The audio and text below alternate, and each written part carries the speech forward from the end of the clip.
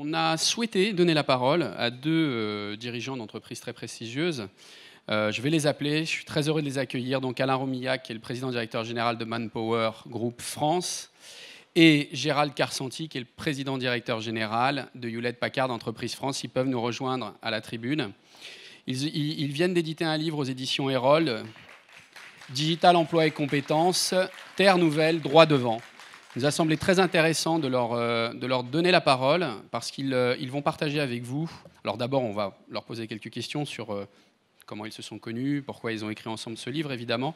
Mais aussi, ils sont venus partager avec nous la nouvelle vision qu'ils ont de l'entreprise ou de la future entreprise, nouveau modèle social, nouveau leadership. On parle d'organisation horizontale, de collaboratif, etc.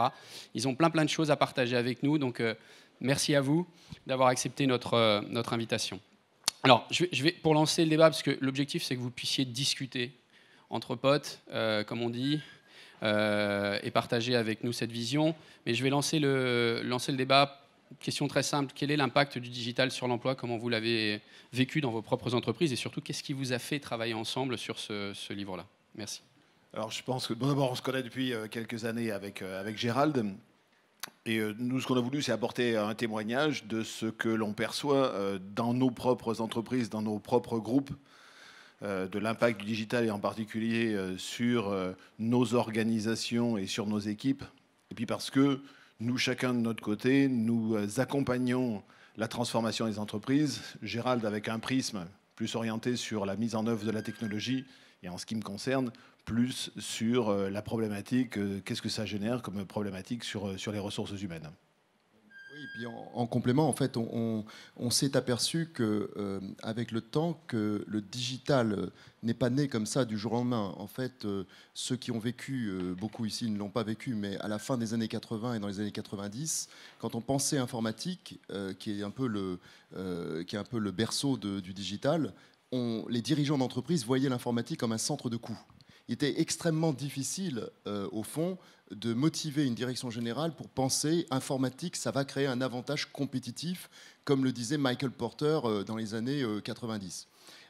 Et puis, avec l'avènement de l'Internet, tout a changé. Ça a donné un nouvel éclair. C'était la 3e révolution industrielle. Et la 4e révolution industrielle que nous vivons actuellement, avec l'émergence de nouvelles technologies, le développement agile qui permet de faire toutes les applications que vous utilisez sur les smartphones, le cloud, bien sûr, l'IoT, les objets connectés. Tout ça, ça a donné une dimension totalement nouvelle et ça a changé la donne pour les entreprises. Et là, on a vu les directions générales commençaient à se dire, avec le digital, je peux non seulement gagner en compétitivité, mais je peux même changer la donne. Je peux changer la façon dont on pense, la façon dont on approche le marché, l'engagement que nous pouvons avoir avec nos clients, nos partenaires. Ça change en fait tous les compartiments de l'entreprise. Et les entreprises qui ne le font pas, et c'est ce qu'on a essayé de... C'est les sujets sur lesquels on a essayé de réfléchir avec Alain, les entreprises qui ne le font pas se retrouvent sur le bas-côté de la route. Et les exemples ne manquent pas. Hein. Si vous voyez, on connaît tous la disruption du monde dans le transport avec Uber et les taxis. Évidemment, l'hôtellerie, par exemple, c'est un exemple typique où d'un côté, ils voient arriver des acteurs comme Airbnb qui viennent leur prendre du chiffre d'affaires, et puis de l'autre côté, des Booking.com et TripAdvisor qui viennent leur prendre de la marge cette fois-ci. Et dans tous les cas, c'est une perte de valeur parce que c'est une perte d'information. Et ceux qui ne réagissent pas, on a vu qu'Accor Hôtel a réagi d'ailleurs au passage, mais ceux qui ne réagissent pas sont complètement sur la touche. Donc avec Alain, on s'est dit finalement, on a plusieurs angles de réflexion. Et un des sujets qu'Alain connaît très bien, c'était quel est l'impact sur l'emploi, quel est l'impact sur les compétences, parce que ça, c'était un sujet extrêmement important.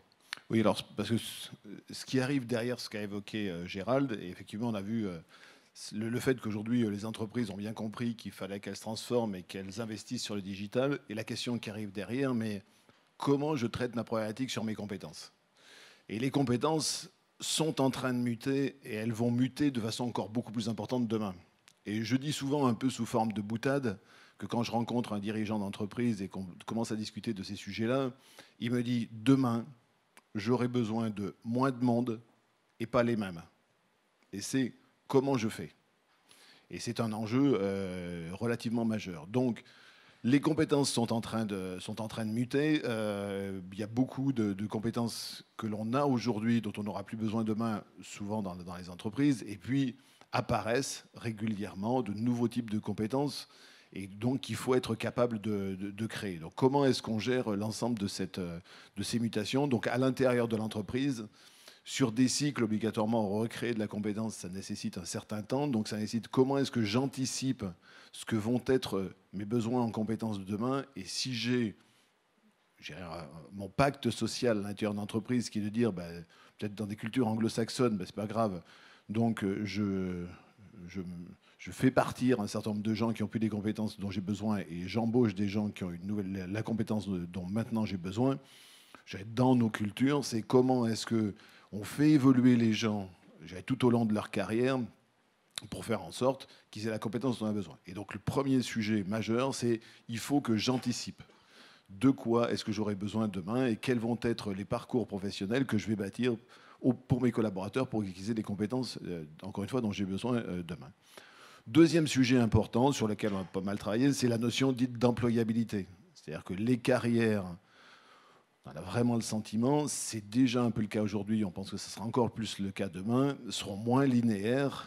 Les gens passeront au travers d'un certain nombre d'entreprises et ce qui fera leur valeur lorsqu'ils vont passer d'une entreprise à une autre, c'est leur employabilité, c'est leur compétence, la compétence qui leur sera possible de réutiliser demain sur le marché et pour pouvoir être à apporter de la valeur.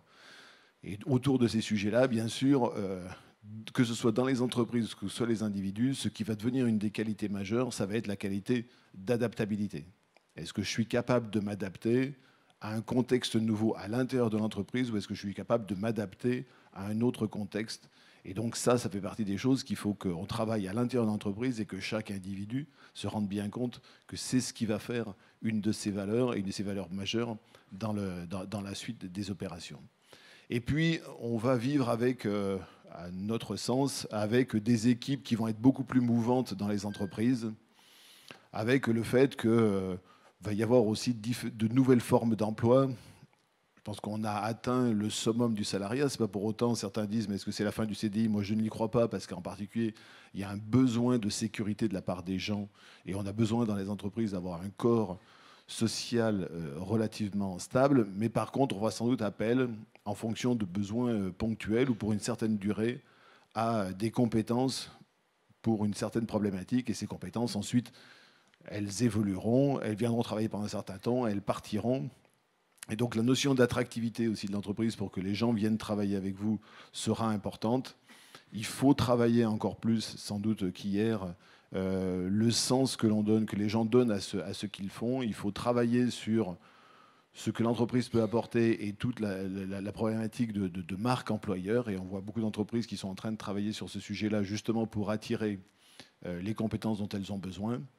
Et puis enfin, dernier sujet que je voudrais évoquer, c'est aussi la problématique de comment est-ce qu'on fait travailler dans l'entreprise des gens de générations différentes, entre des gens qui sont depuis 20, 30 ans dans l'entreprise, mais qui ont l'expérience, qui connaissent l'entreprise, qui connaissent bien le marché, et puis des nouvelles générations qui ont des codes, qui travaillent de façon très différente.